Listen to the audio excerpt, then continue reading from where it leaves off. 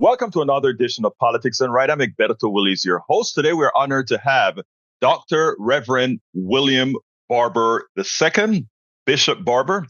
Bishop Barber is an American Protestant minister who has spent every effort to ensure the poor and working class Americans realize they are already empowered to create a fair and just society. He is the president of the Repairers Breach, professor in practice of public theology and public policy, and founding director of the Center for Public Theology and Public Policy at Yale Divinity School, co-chair of the Poor People's Campaign, and the architect of Moral Mondays. He is the author of the book, White Poverty: Destroying the Myth of Class and Race. Good day, Dr. Barber. How are you doing today? I'm honored, and glad to be here. Glad to be in the trying to stand on the right side of history, and real thankful for all the people that joined as a part of the audience at Pacifica. Well, look, thank you so kindly for being here. Before we even get started, let me ask the question, what's your thoughts on this last election? Well, there's so many because we're still getting data in. I think you asked a question that we all must make sure that we take a thorough look at. We still have had an election where over 40% of people did not participate, which is stark and startling and raises a lot of questions of why people aren't voting. Why don't they participate? What has turned them off so? Now, we did a study called Raking the Sleeping Giant, and found out that among poor and low wage people, the number one reasons they don't vote is they say nobody talks to us, nobody speaks to our conditions, nobody comes where we are. And when we have debates in this country, as we saw again this past time, the debates are around things like tax cuts and gun rights and things of that nature. But what we don't hear debated, and I listened at all of them, none of the candidates were asked, if you get elected and you have a Congress particularly that'll work with you, how will you address the 140 million poor and low-wage people in this country? 66 million white, 26 million black, 60% of the black community, 68% of the indigenous and Latino community. If you are elected, how will you deal with the more than 87 million people who are without either uninsured or underinsured?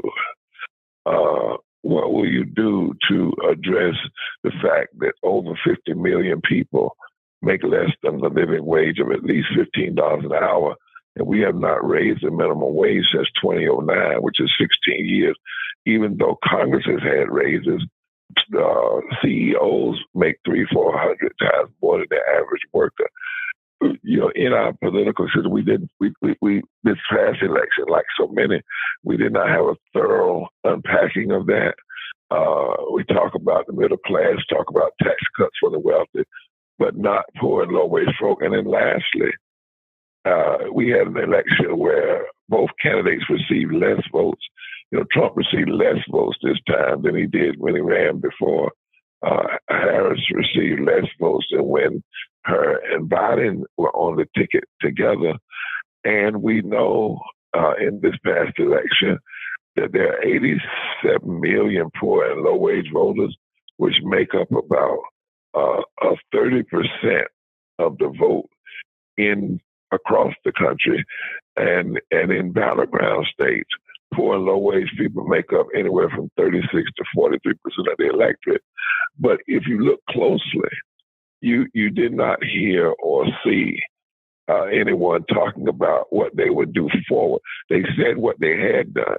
Some of the things we've done this, but the question is, what will you do forward to address what I believe is America's stain and America's failure, and that is to allow poverty to exist at the levels that it does today. Now, unnecessarily. Now, recently, you gave a talk. You were being interviewed at a church in North Carolina, and you pointed out that, and I put this in quotes, that you were in a county that several folks told you you probably shouldn't be there. It's sort of a redneck county, something that you took exception to. And you said, no, you're going to speak to everybody. And you spoke about somebody getting up at the end to the behind the meeting and asking and making the statement, we have been hoodwinked. Now, in that light, do you think the Democratic Party, and I'm using the Democratic Party not specifically because they generally caucus with progressive people that believe in the tenets that you believe in, do you think that they paid enough attention, that they gave enough support to leaders like you, organizations like you run, who actually are closer to the people that make up the base that would have elected people that best represent the poor and the middle class? Well, I don't think our political system has in general. I don't think the parties have in general. And I think that what you hear, the Democratic Party has to decide whether or not it's going to be truly the party that will address poverty and low wages. Now, I'm not saying that Democrats have not done some things. For instance, when they expanded Medicaid during COVID, President Biden did that, or medicines, the reduction in prices of medicine. But the fact of the matter is, in 2021, when living wages, raised the minimum wage to $15 an hour plus a union, was on the docket in the U.S. Senate, 8 Democrats joined with all of the Republicans and said no to over 50 million people. Now, of course, the Republicans were all in, but 8 Democrats to stand up, call themselves moderate, and to vote against the very position that is in the Democratic platform is a serious problem. We have not taken seriously this massive vote, which I said can go as high as 43 to 46% in so-called battleground state. There's not a battleground state, my friend, in this country last election where if just 10% of poor and low-wage voters that did not vote the last election, last few elections, we call them infrequent voters, were to vote, and it would not have fundamentally shifted the outcome of the elections. And lastly, we have to remember that we're coming up on Dr. King's remembrance. In 1965, Dr. King said these words. He says that the greatest fear of the greedy oligarch in this country, he said this in Alabama, was for the masses of black people and the masses of poor white people coming together, forming a voting bloc that would fundamentally shift the economic architecture of this country. That is still true today. We've not paid enough attention to it in direct ways. And let me just say, sometimes what happens is a party will say, well, we did this, we did this, we did it. And that's fine, what you've done. But you have to acknowledge that people are still hurting. And then you have to talk about if we get elected in the first 100 days, not only, for instance, will we deal with price gouging, say, for groceries, but we're going to ensure that that people make a living wage. Even if you, as the living wage, I want to say this, yours, I'll stop, at $7.25, there are Congress people that will say, when you make $7.25 an hour, you are in the low middle class. That is ridiculous. That's barely $13,000, $14,000 a year. And tipped workers who had to work during COVID, they only make $2.13 an hour by law. These things are wrong. They do not establish justice and promote the general welfare of all people. And we have to have a politics and a political debate that takes them seriously and reaches out to the 87 million poor and low-wage voters in this country in very direct ways. You know, it seems to me like your book should have been the Bible. And folks, let me repeat the name of the book, because I think this should have been the Bible for the last election. It says, and forgive me, Bishop, I don't mean to get involved into your field, but White Poverty, How Exposing Myths About Race and Class Can Reconstruct American Democracy. You mentioned that Dr. King spoke about when the poor and blacks and others unite, that was the biggest fear of the oligarchy. You also mentioned in your book about the necessity, and by the way, I saw in a speech that you gave at Netroot, at one of our Netroots convention, which I cover that often. You talk about the necessity to build that fusion movement. Talk to us a little bit about that, and how can we realize that? Because I honestly thought the work that you were doing, in as much as it was not publicized that it should have been, what should have been the catalyst to do that in this election. The problem is, go ahead, please. Well, no, I think you're right. And I think we in this past election, we set a goal to reach 15 million poor and low-wage voters of every race, creed, color, and geography. And we did. We got about 600 plus people. We did the work. We did it through texting and calling and emailing and knocking on doors with a nonpartisan message, but a message that clearly showed where candidates stood on the critical issues of our time. But, we are limited in what we can do. I don't know what the numbers are. We're going to try to find them out post-election. But if we spent $5 billion, say, in the presidential election, but $15 billion overall that we know about, what kind of money was spent to directly talk to, put people in communities and advertise among poor and low-wage voters, infrequent voters, particularly if you only need about 20% to have a massive shift in the electorate. What was the message? Was it just what we've done or what we're going to do? The Fusion Coalition, and we're working in the Poor People's Campaign to build it, says that you have 5 issues that you must address simultaneously. Dr. King said 3: racism, militarism, and poverty. We say racism, systemic poverty, ecological devastation, and the denial of health care, the war economy, and the false moral narrative of religious nationalism. And you must bring people together, whether they're in Appalachia or Alabama, whether they're in Mississippi or Maine, New York or Nevada, California or the Carolinas. You bring people together and you expose that poverty.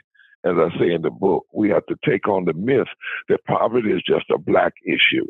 Poverty is an American issue. Now, it impacts 60% of black people, but that's only 26 million people. It impacts 30% of white people, which is 66 million.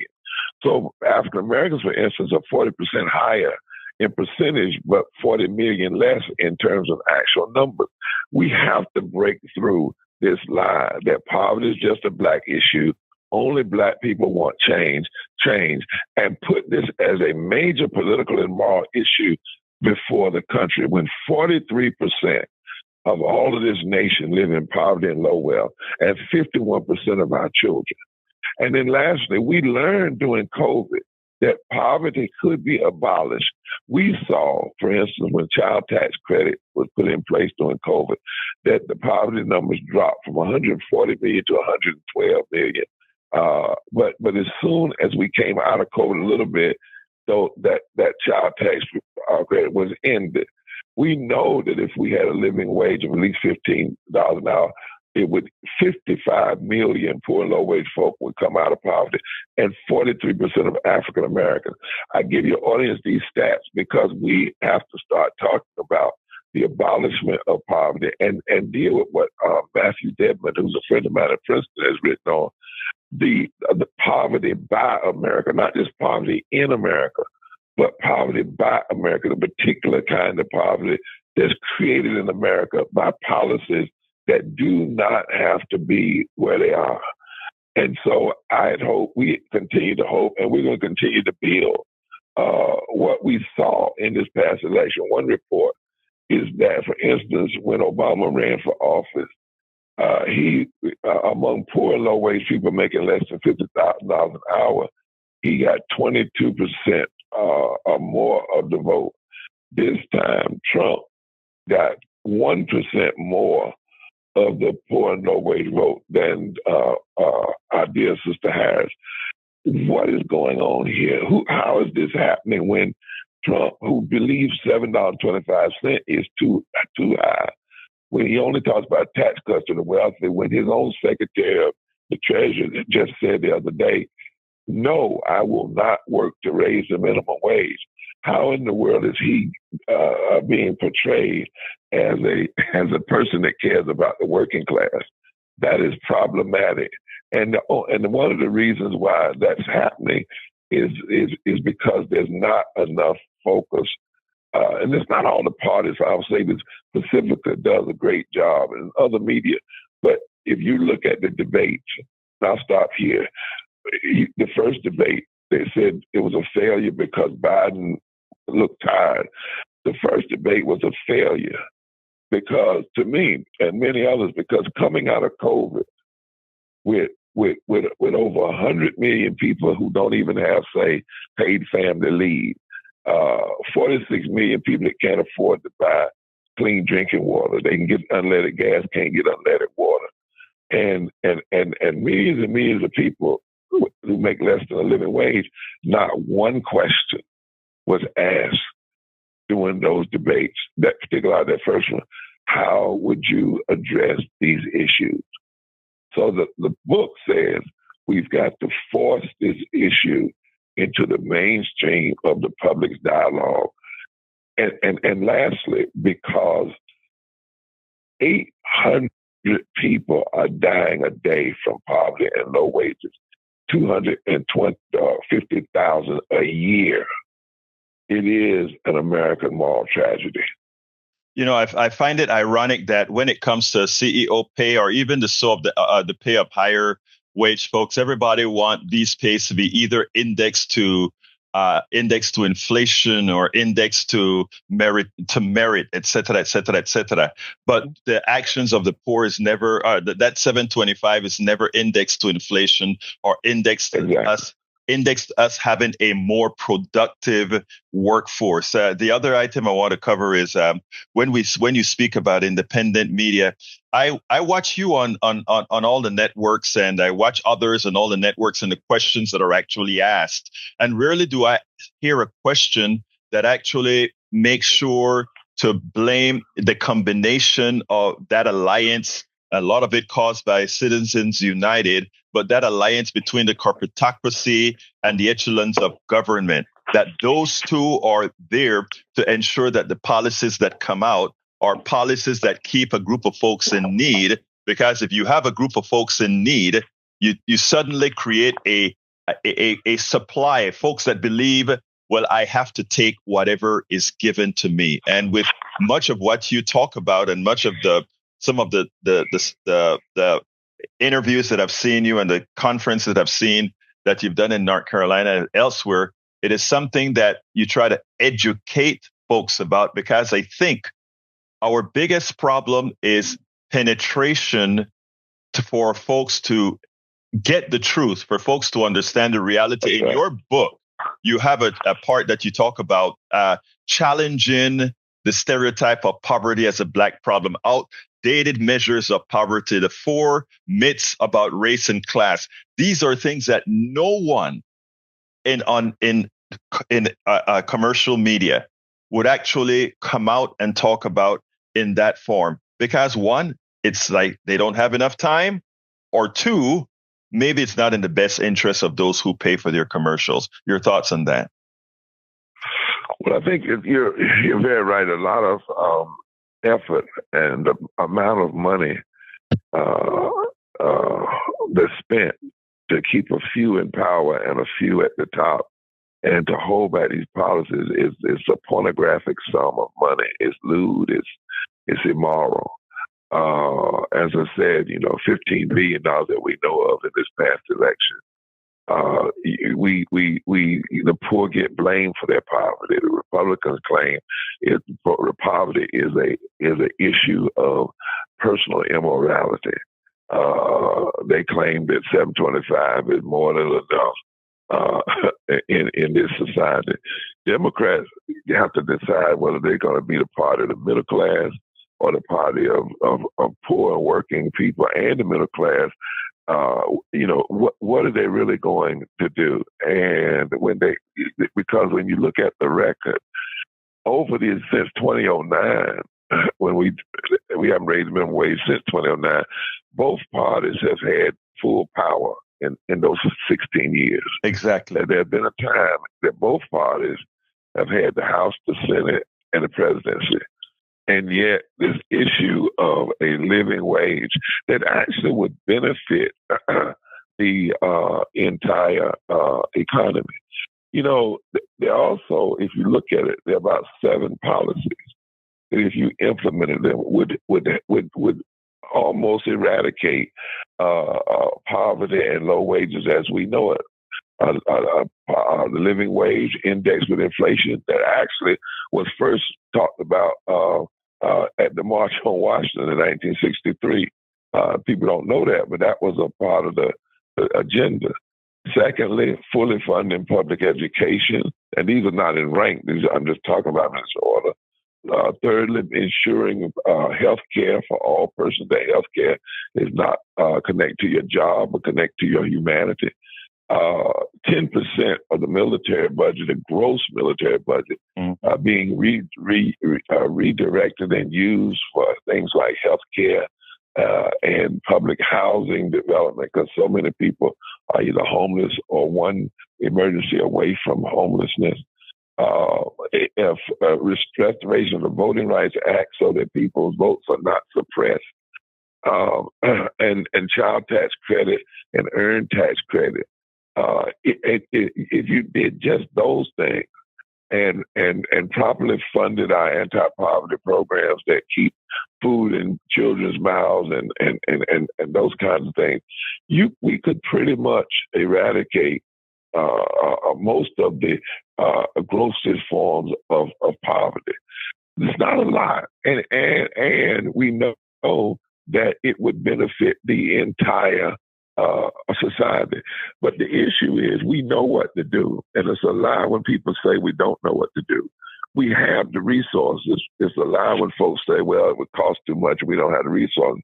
The problem is having the moral backbone and the moral vision to get this done. If politicians just did what they swear to uphold, which is establish justice, provide for the common defense, promote general welfare, and ask of every piece of legislation, whether it was tariffs, whether it was the rules and regulations for the free market, if they would ask these questions, how does this policy establish justice for everybody and promote the general welfare, particularly of the least, the poor? And my fear is if we don't address this issue, and I want your audience to hear this, we're not talking about, just 10% of the population. We're talking about nearly 50%. This level of poverty and low wages is dangerous to this democracy because oftentimes demagogues and wannabe dictators and others, they play on the hearts and the minds of those that are hurting so much in poverty. They do that. Neo-fascists engaged. If you look at the history of it, somebody like Hitler, went among poor and low wealth people, told them he loved them, he would be their protector, and fed them a lot of falsities. But look what happened when he finally got in power and was able to use his power. If we don't address this issue, we leave this democracy constantly, I believe, in jeopardy of people getting in office who will exacerbate it even more, and it could really undermine the peace and the unity of our nation in some very serious ways, even more than we already see. There is no doubt about that. My contention is this is not. You talk about We know what to do. We know the morality behind it. I think this is all by design. I think it is to ensure that a particular class is maintained, because if we have economic security, that also gives us a certain level of liberty and freedom to exercise that. And exercising that means that those who have capitalized on us, those who have extracted from us, we realize what is being done. And as such, we behave differently and we take control. And that is the one thing that our oligarchy will fight to the death to prevent. Dr. Barber, give me a closer. Where do we go from here, especially now that we've finally elected somebody who we know doesn't know the job, but we know has a purpose there for a particular class? When Dr. King was with us the last night, and he was asked to speak. He didn't want to because he was tired, but they had called him over. And we often talk about, he said, I've been to the mountain, I've looked over and I've seen the promised land. And I might not get there with you, but we as a people will get to the promised land. He did say that, but people miss, for years I didn't see it, what was the essence of what he said. He knew that Richard Nixon was probably going to get elected. He knew that the Dixiecrats were playing poor, low-wage people against one another, the very people who needed each other. He knew that there was going to be a lot of trouble. In fact, his last sermon that he was going to preach was entitled, America May Go to Hell.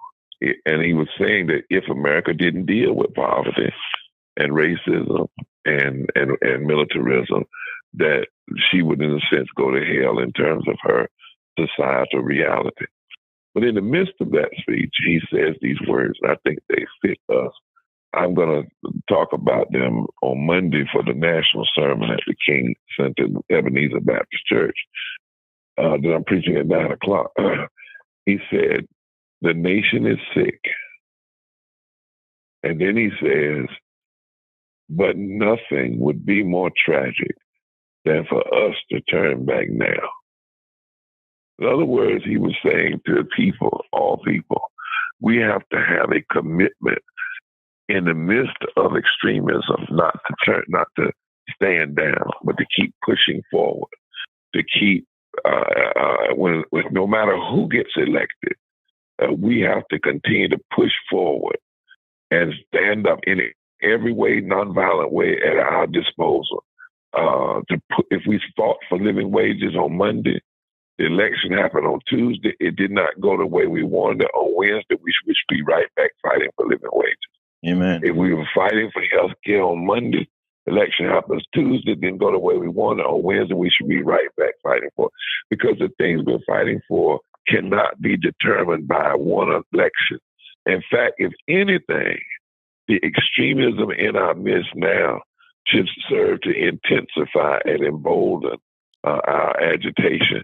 If political parties won't mobilize this 140 million people, 87 million people who are eligible to vote, if they don't mobilize, we have to be more determined to work among that constituency to help them understand their power and to not get trapped in language and actions that undermine fusion coalitions.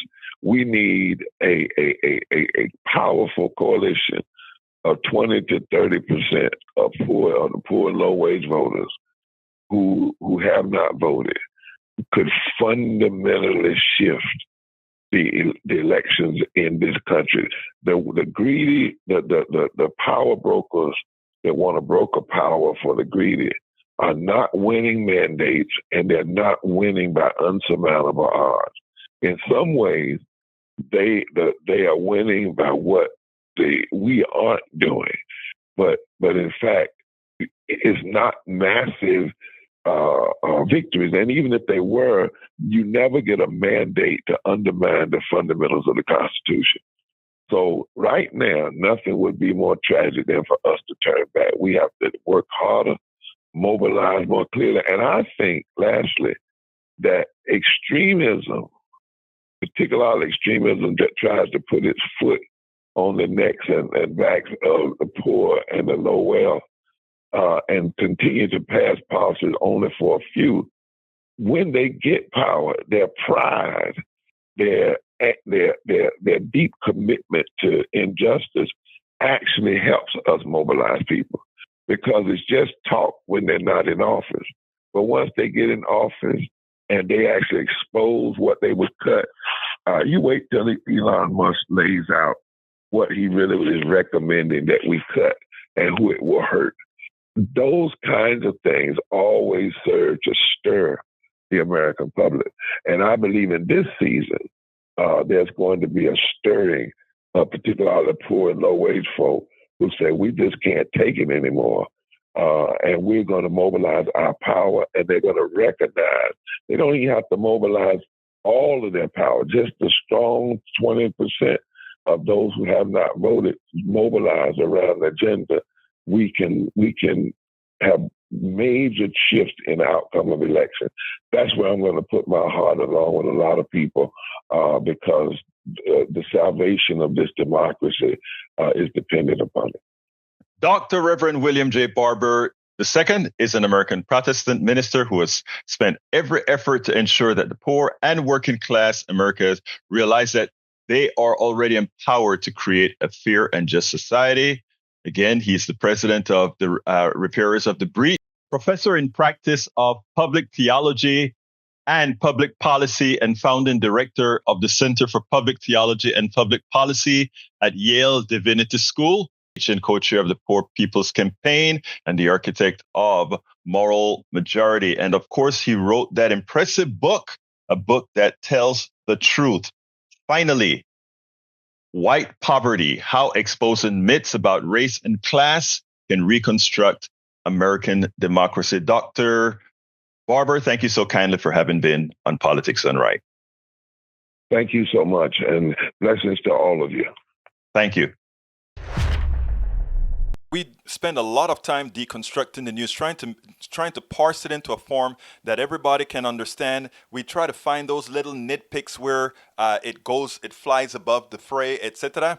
If you really like these videos that we do, I want to ask a big favor. Please go ahead. Number one, subscribe to our channel. And number two, please join if you can. Thank you so kindly for watching. Keep watching. Please remember to share. We must populate the entire internet with our progressive message, a message that we know is what most Americans say that they want. So help us, please join.